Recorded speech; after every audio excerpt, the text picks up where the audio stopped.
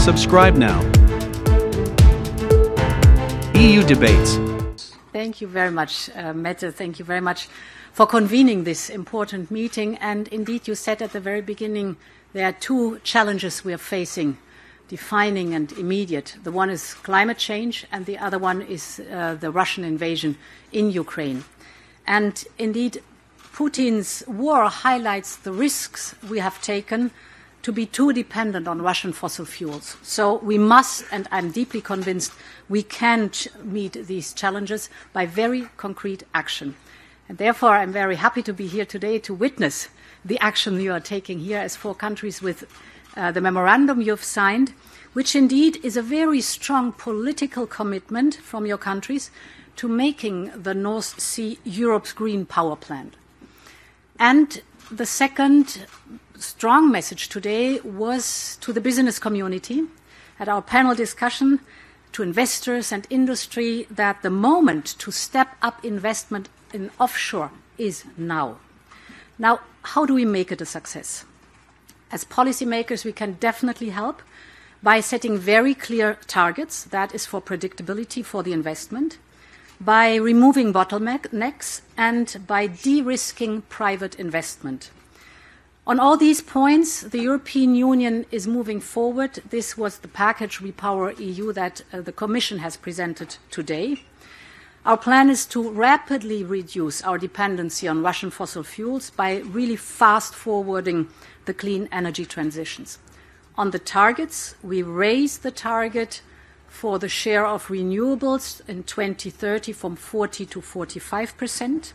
So your aim that you declared here today to significantly increase the wind power in the North Sea by 2030 will also contribute to this objective. We're doubling our domestic hydrogen production target, so we aim to produce, transport and import a total of 20 million tons of renewable hydrogen by 2030. 10 of them, 10 million tons are domestic, 10 million tons will be imported. So I'm very glad to see the ambitious green hydrogen capacity target of 20 gigawatts for the North Sea also set by this summit.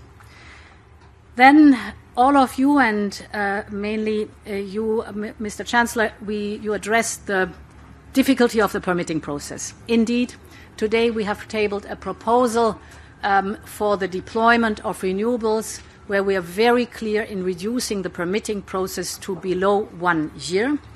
So this will fundamentally improve the procedures, and both the binding targets and the predictable permitting processes will create the certainty that investors need and thus attract private investment.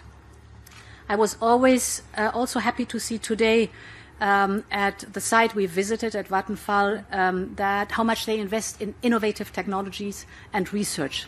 So we propose that member states promote the testing of these new technologies, and you have shown today the case where it is possible.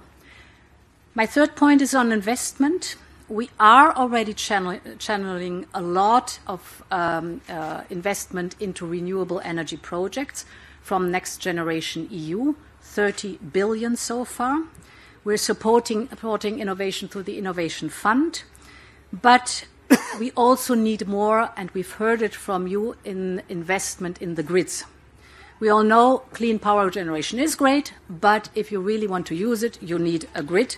And there we have to step up too.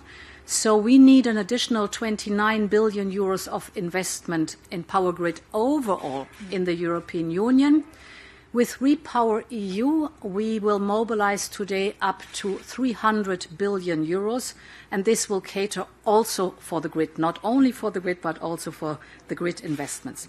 So last but not least, the more interdependent we become in Europe, the more independent we become from Russia.